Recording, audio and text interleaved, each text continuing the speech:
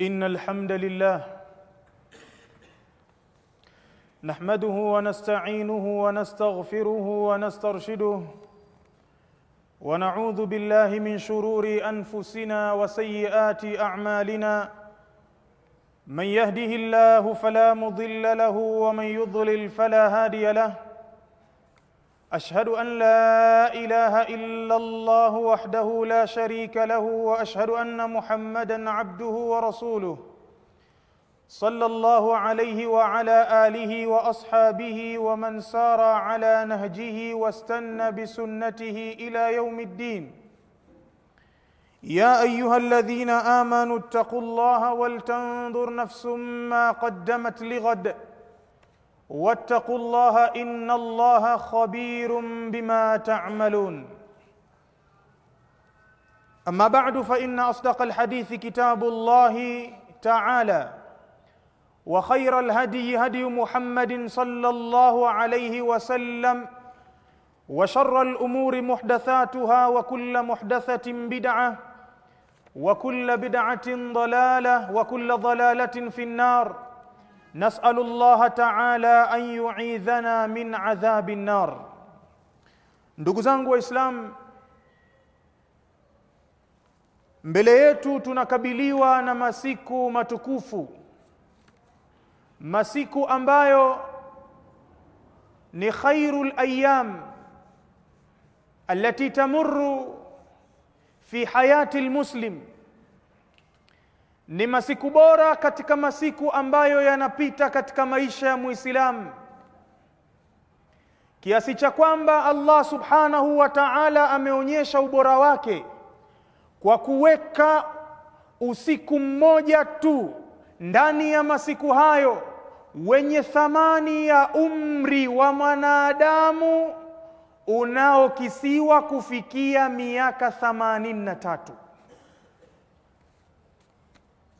Lailatul Qadri khairun min alfi shahr.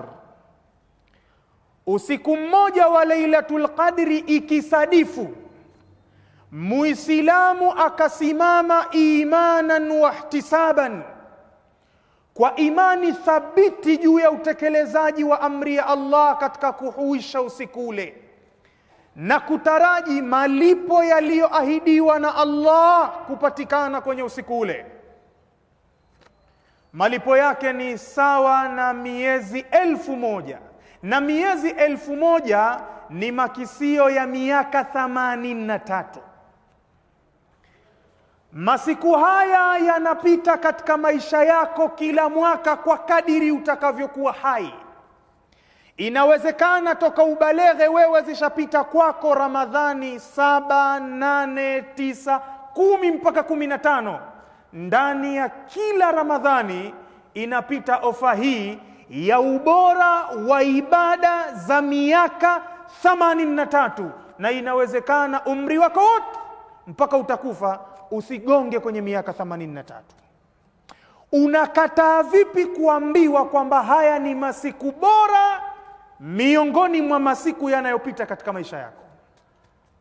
Masiku haya ndugu zangu, Allah subhanahu wa ta'ala ameyaweka kwako na ameyaweka kwangu kwa lengo moja lililotukuka sana, ni lengo la kubadilisha ulimwengu kutoka kwenye maisha ya kihayawani kuja katika maisha ya kiinsani, kutoka katika maisha yasiyoeleweka kuja kwenye maisha yanayofuata barabara ya Muumba subhanahu wa ta'ala. Maisha haya kwa ufupi yanaitwa maisha ya uchamungu.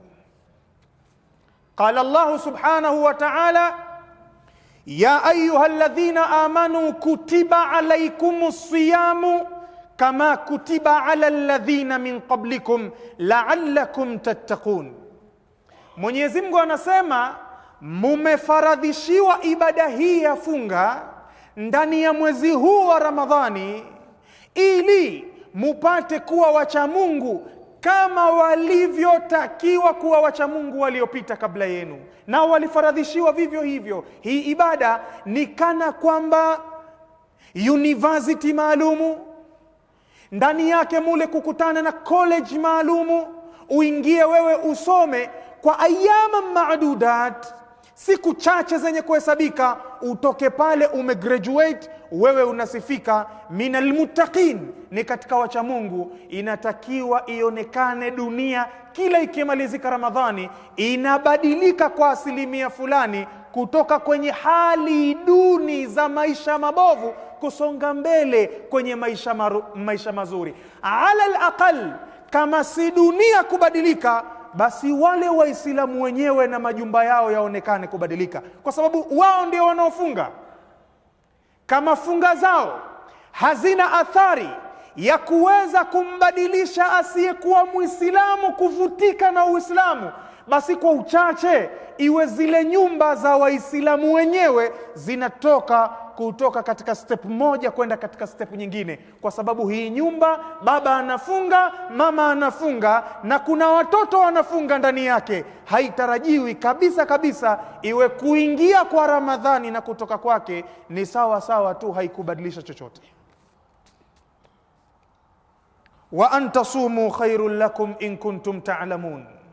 Mwenyezi Mungu anasema kule kufunga, kule kuingia katika Ramadhani mukajilazimisha mkawa ni wafungaji kisawa sawa, ni bora kwenu nyinyi jambo hilo, lau kama nyinyi mnajua thamani ya jambo hilo. Sasa Ramadhani inakuja na inaondoka, mimi mzungumzaji na wewe msikilizaji hatufikii katika ile shabaha ambayo Allah subhanahu wa ta'ala ameitaka tufikie.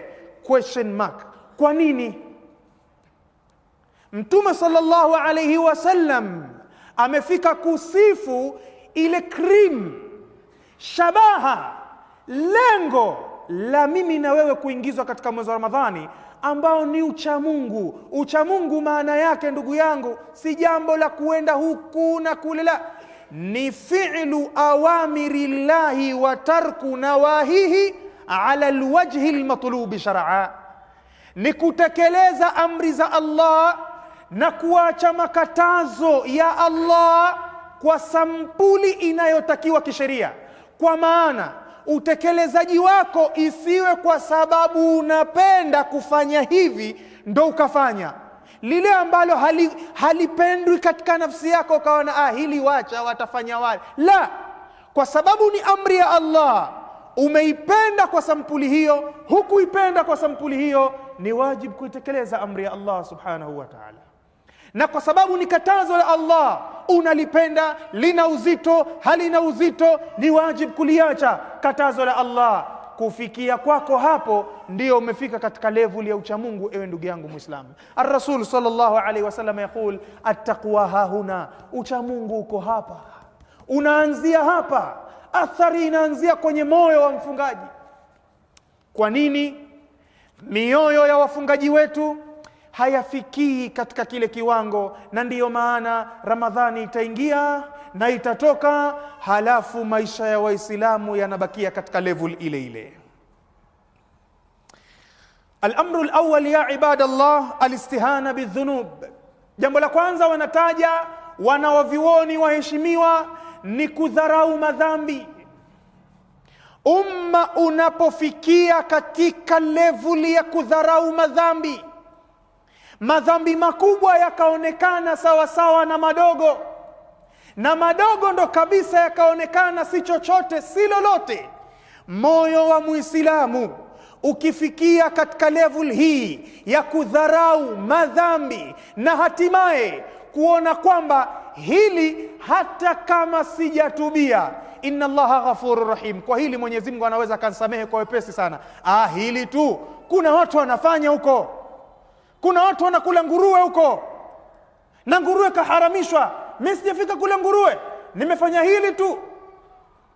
Akadharau Muislamu dhambi anayoifanya, iwe ni dhambi kubwa au ni dhambi ndogo, ni miongoni mwa sababu za kuathiri moyo. Moyo unatoboka, moyo unabovuka, unakuwa haiwi ni chombo ambacho ni saleh kupokea bidhaa ghali ya uchamungu. Ar-Rasul sallallahu alayhi wasallam anasema, innal abda idha adhnaba dhanban nukitat fi qalbihi nuktatun sauda. Mja yoyote anapotenda dhambi huwekwa nukta nyeusi katika moyo wake mja yule. Dhambi yoyote itakayokuwa, iwe ni dhambi muktasab bisababi la aini au bisababi lisani au bisababi kadha wa kadha, dhambi iliyochumwa kwa sababu ya jicho, kwa sababu ya ulimi, kwa sababu ya hivi na vile, dhambi yoyote itakayokuwa, mwanadamu akitenda dhambi inawekwa nukta nyeusi katika moyo wake. Akitenda dhambi nyingine inawekwa nukta nyeusi katika moyo wake, hata ta'alu, mpaka hili tabaka jeusi linakwenda kuuzunguka ule moyo wote wa mwanadamu yule. Moyo mzima umekuwa covered na lile tabaka jeusi. Jema lolote sasa linalokuja, linaloletwa kwa Muislamu huyu, haliingii katika moyo ule, anakuwa miongoni mwa watu ambao thumma qasat qulubuhum min ba'di dhalika fahiya kalhijarati au ashaddu qaswa.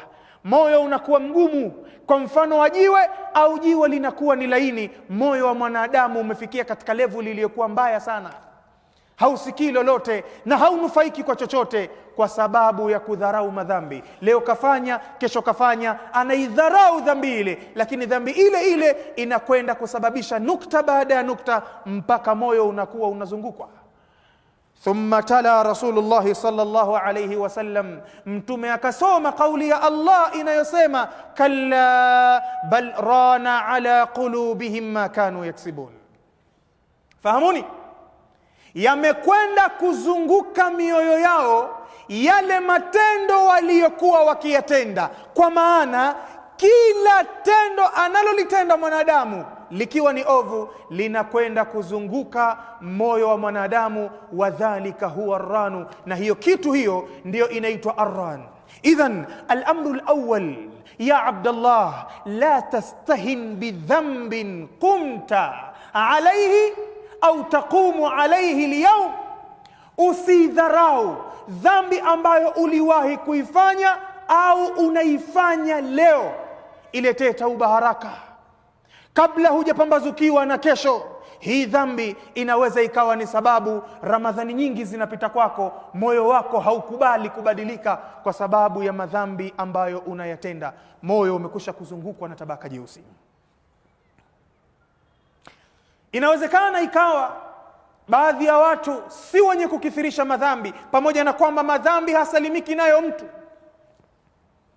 Lakini ndugu zangu wa Kiislamu, iko sababu nyingine.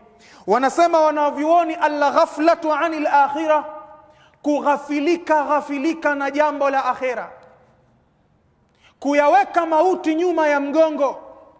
Ikawa mtu katika harakati zake zote kwenye maisha yake yote hana kabisa hesabu za kwamba mie ni mfu. Kama si sasa hivi, baada ya kidogo watu watapigiwa simu wapewe taarifa, yule ndugu yetu aliyekuwa akitoa khutba katika msikiti pale, yule mnamjua, yule mnamkumbuka yule? Tunamkumbuka yule, tutamswalia kwenye swala ya alasiri, hata si kesho. Ametutolea khutba na khutba tukaielewa vizuri, akiwa haumwi, anazungumza kwa afya tele na uzima uliotimia. Kwenye saa 8 saa 9 hapo watu wakapigiwa simu, bwana njooni tumswalie ndugu yetu yule, tunakwenda kumzika baada ya sala ya alasiri. Hakadha almaut. Wala usiulize aliumwa na, hakuna kuumwa na nini kwenye kifo. Wa kam min sahihin mata min ghairi illatin wa kam min saqimin aasha hinan min ad-dahri, kama qala al-Imam Shafi'i rahimahullah ta'ala. Wangapi katika wazima hawaumwi, wamekufa pasi na sababu yoyote, pasi na ugonjwa wowote. Na ni wangapi katika wagonjwa waliokuwa wakitazamiwa tarehe, wakihesabiwa masaa, familia ishakaa, jamani kwa ndo anakwenda huyu mzee, tunaanzia wapi? Aasha hina min ad-dahri, tahamaki kapoa. Waliofunga safari kwenda kumwangalia India mgonjwa wao, yamerudishwa majeneza yao na mzee wao akashuhudia mazishi yao. Hakadha al-maut. Anapoweka nyuma mwanadamu jambo la kifo, akaona mimi bado nipo, Hii ni miongoni mwa sababu zenye kumfanya akaona Ramadhani hii kama sijatoboa, si Ramadhani nyingine inakuja nitatoboa. Mjomba, Ramadhani ndo inakwenda zake hii, na Mtume anasema amekula hasara yule ambaye itaondoka Ramadhani na hakusamehewa madhambi yake. Huyu ambaye anajiona Ramadhani ijayo nipo, siumwi, hii ni miongoni mwa sababu hawezi kuitumia vizuri Ramadhani alionayo hivi sasa. Mwenyezi Mungu anasema tabaraka wa taala, faman ya'mal mithqala dharratin khayran yarah waman ya'mal mithqala dharratin sharran yarah, yoyote yule ambaye atakayetenda tendo liwe na udogo kiasi gani, hata liwe na udogo wa punje ya khardal au punje ambayo haiwezi kuonekana kwa jicho la binadamu la kawaida, labda kitumike kifaa kama microscope, watu wavute leo, kile tunakiona kwa mbali.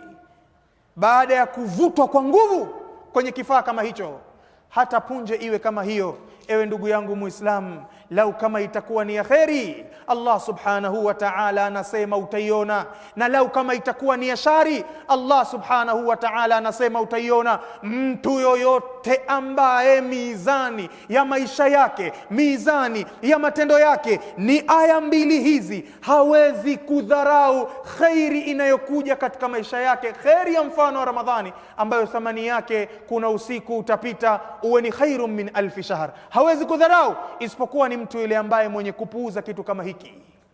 Wanadha'u almawazin alqista liyawm alqiyamah, Allah anasema tutaweka mizani za uadilifu siku ya kiyama. Fala tudhlamu nafsun shay'a, haitodhulumiwa nafsi yoyote kudhulumiwa chochote. Wa in kana mithqala habatin min khardalin, hata kama itakuwa punje yenye uzito wa khardal, yani punje yenye udogo wa mwisho katika maisha mnayojua, ataina biha, tutaileta kwenye mizani ya Allah yauma alqiyama, wa kafa bina hasibin, na tunatosha sisi kuwa ni mabingwa wa kuhesabu moja baada ya moja katika yale ambayo yanapita katika maisha ya mwanadamu. Mwenye kuyaweka haya ya kuhesabiwa moja baada ya moja siku ya kiyama hawezi kudharau masiku matukufu kama haya yanayokuja, na bila shaka taban yanaweza akawa ni sababu ya kumbadilishia maisha yake, kumletea uchamungu katika moyo wake. Anayeghafilika na hayo, huenda ikawa ni sababu Ramadhani ikaingia na ikatoka, naye asifaidike na chochote. Inawezekana ikawa wengine hawakumbwi na hilo, lakini wakakumbwa na jingine la suu suhbati, kampani mbaya, urafiki mbaya, urafiki muovu. Ikawa watu anaokaa nao si watu wa kumhimiza yeye, mjomba, mpaka sasa hivi umesoma Qur'ani kwa kiasi gani? Ndo Ramadhani. Mpaka sasa hivi kuna aya ngapi toka iingie Ramadhani umezielewa maana yake, ambazo kabla ya Ramadhani ulikuwa hujui maana yake, zikakuathiri? Pengine wewe una tabia ya uzembe wa kuhudhuria kwenye swala kwa jamaa, unapuuza swala. Angalau ukapita darasani ukasikia kuna aya inazungumza mathalan, alhaakumut takathuru hatta zurtumul maqabira kalla sawfa ta'lamun. Aya zinakugonga, mjomba, wewe umeshughulika tu kutafuta wingi wa mali, kifo kinakuja. Kalla, sivyo hivyo unavyoishi wewe.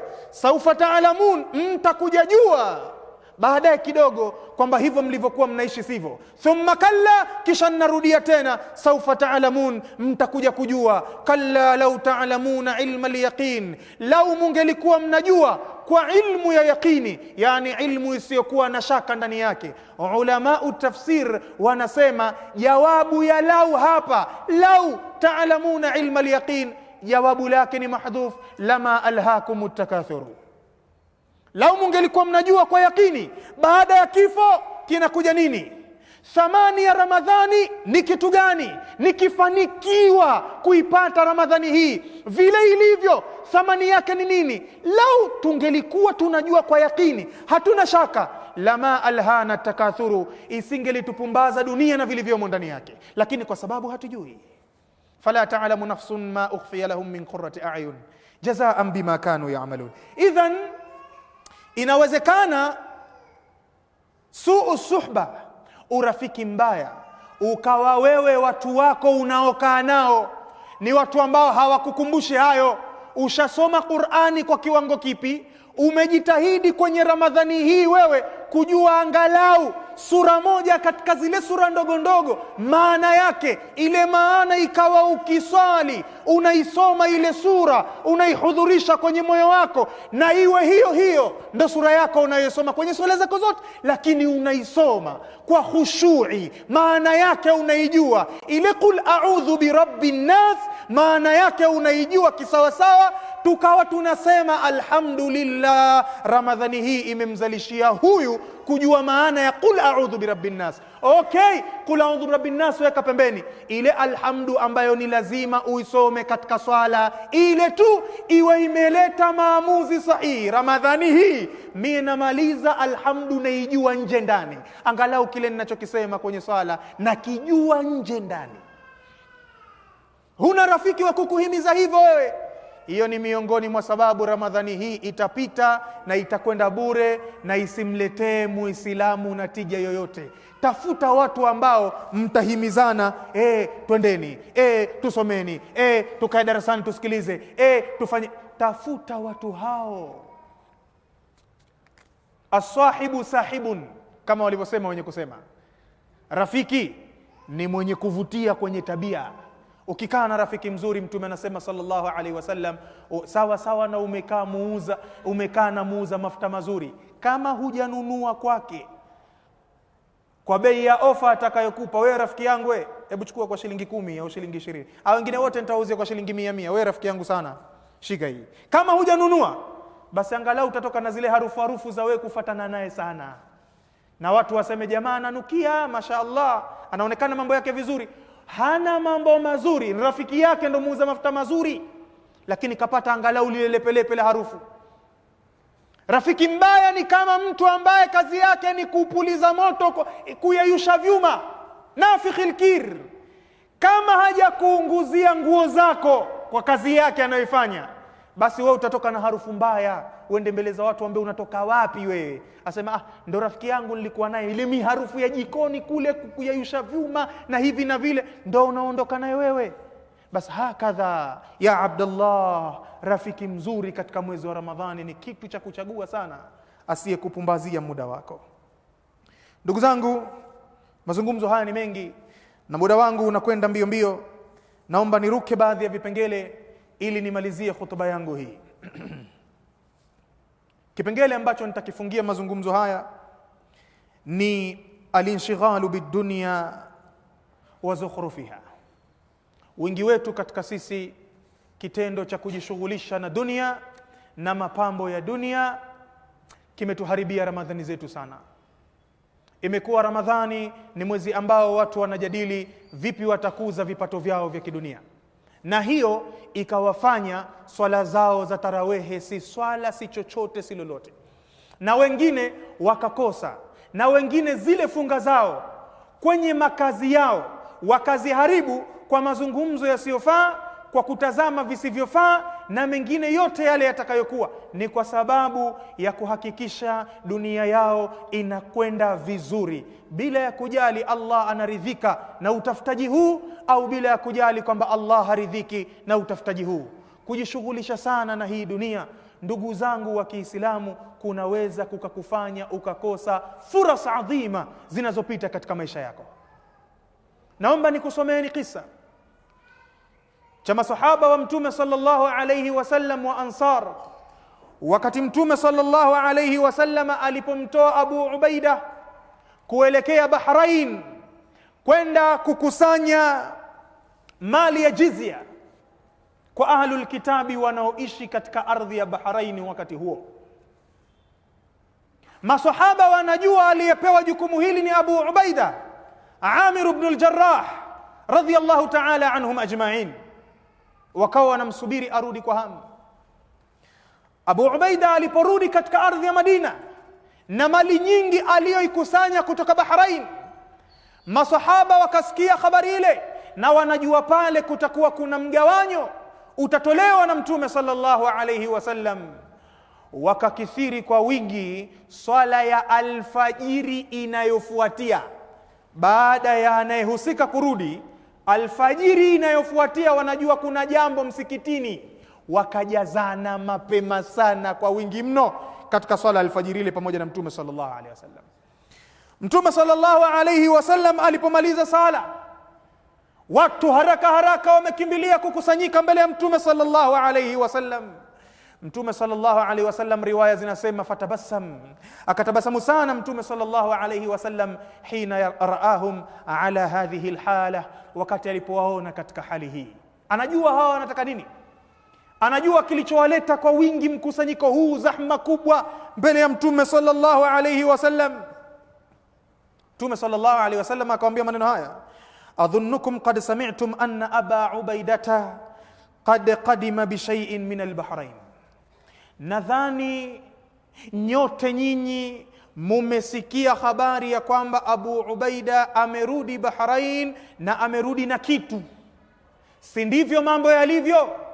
Qalu bala ya Rasulullah, wakasema ndio ewe Mtume sallallahu alayhi wasallam, au ajal ya Rasulullah. Faqal, Mtume sallallahu alayhi wasallam akawaambia, abshiru wa amilu ma yasurrukum, basi nakwambieni msiwe na wasiwasi, msiwe na papara kwamba mali labda itagawanywa, huyu atapewa hivyo. Msiwe na papara, jipeni bishara, hiki kilicholetwa ni chenu, ni haki yenu nyinyi kama Waislamu, na kuweni na matumaini ya habari nzuri itakayokufurahisheni. Mtapata hichi kitu, msiwe na wasiwasi. Lakini maneno haya yafuatayo ndiyo maneno muhimu, ewe ndugu yangu Muislamu. Mtume anasema, fa wallahi mal faqr akhsha alaykum, wallahi naapa kwa jina la Allah, ufakiri sio kitu ambacho mimi nakihofia kwenu. Maisha magumu, dhiki, utafutaji wa tabu, hilo silo jambo ninalolihofia kwenu. Walakinni akhsha an tubsata alaykum ad-dunya, mimi ninachokiogopa ni kuja kukunjuliwa dunia kwenu nyinyi, mabiashara yakafunguliwa, njia za utafutaji zikawa nyingi. Hili ndilo jambo ambalo mimi nalihofia kwenu enyi masahaba wangu, kama busitat ala man kana qablakum, kama ilivyokunjuliwa dunia kwa waliopita kabla yenu, walikunjuliwa dunia ile. Fatanafasuha kama tanafasuha, nyinyi mukaja mukawa mnashindana kuipata ile dunia, nani ataipata nyingi kama walivyoshindana hao. Sasa masikitiko yanaweza yakawa mshindano huo wa kushindana, nani atakusanya kingi, nani atamshinda mwenzio kwa kuipata dunia nyingi, inawezekana ndani ya Ramadhani. Hofu ya Mtume sallallahu alaihi wasallam, na hofia mtakuja kushindana, mtasahau ya muhimu, mnakimbilia kwenye hili jambo kama walivyoshindana wao. Matokezeo yake ya kushindana hivyo, fatuhulikakum kama ahlakatuhum, dunia hii ikakuangamizeni kama ilivyowaangamiza wao. Maangamizi ni nini? Kuna maangamizi Mwenyezi Mungu ateremsha adhabu awaangamize watu, yako ya sampuli hiyo, na kuna maangamizi ambayo yanahusu umma huu, si yale maangamizi ya Mwenyezi Mungu alete malaika abirue juu chini. La, kuangamia ni kule kuondoka Ramadhani. Mathalan, Ramadhani inaondoka na Lailatul Qadri imepita, halafu mimi au wewe hatukunufaika na ule usiku mmoja. My friend, usiku mmoja utakao kuzalishia profit ya miaka 83. Ukikosa usiku huo, jibu wewe, kaangamia hakuangamia huyu. Iwe sababu ya kukosa huo usiku ni dunia yake, imemshughulisha, amekwenda karudi, kachoka, kalala, imemwangamiza haikumwangamiza huyu, ya akhi, imemwangamiza huyu. Haya ni katika maana ya kuyabeba maneno ya Mtume sallallahu alaihi wasallam. Na hofia itakunjuliwa dunia kwenu kama ilivyokunjuliwa kwa wale, mtaishindania kama walivyoishindania wale, itakuangamizeni kama ilivyoangamiza wale. Haya maneno ni maneno mazito yenye ndugu zangu wa Kiislamu. Ramadhani inakuja, tumebakisha siku chache. tuchukue ni maamuzi ya kweli kweli kwamba Ramadhani hii ni ufunguo wa kubadilisha maisha yetu kama sisi ni waislamu wa kweli kweli. insha Allah taala aqulu ma tasma'un wa astaghfirullah li wa lakum wa li jami'il muslimina wal muslimat wal mu'minina wal mu'minat fastaghfiruhu fa ya fawza al mustaghfirin wa ya najata at taibin. ud'u Allah wa antum muqinuna bil ijaba.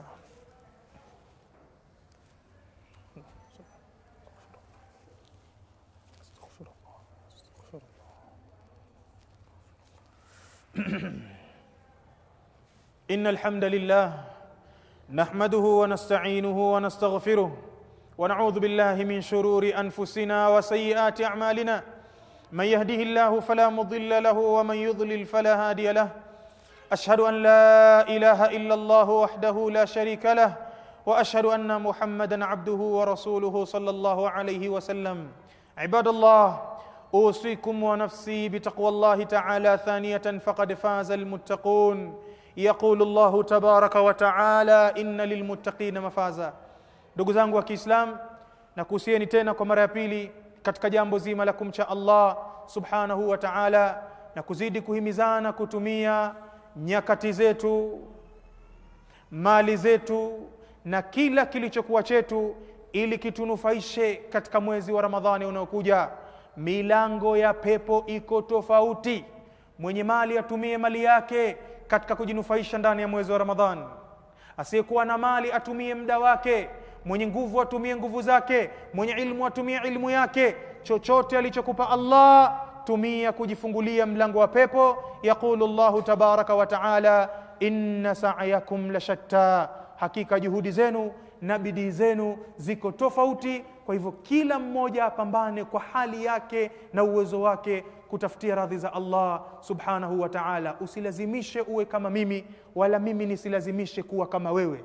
Kila mmoja atafute pepo kwa kiasi cha uwezo aliyompa Allah. Fattaqullaha mastata'tum, mcheni Allah kadiri muwezavyo kwa nguvu zenu zote.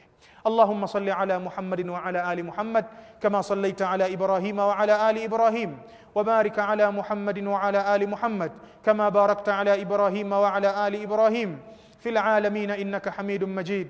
اللهم ربنا تقبل منا إنك أنت السميع العليم وتب علينا إنك أنت التواب الرحيم. اللهم اجعل جمعنا هذا جمعا مرحوما واجعل تفرقنا من بعده مؤيدا معصوما. اللهم أصلح لنا ديننا الذي هو عصمة أمرنا وأصلح لنا دنيانا التي فيها معاشنا وأصلح لنا آخرتنا التي إليها معادنا واجعل الحياة زيادة لنا في كل خير واجعل الموت راحة لنا من كل شر برحمتك يا أرحم الراحمين برحمتك يا أرحم الراحمين. اغفر لجميع المؤمنين والمؤمنات والمسلمين والمسلمات الأحياء منهم والأموات إنك سميع قريب مجيب الدعوات. وصلى الله على نبينا محمد وعلى آله وصحبه وسلم والحمد لله رب العالمين.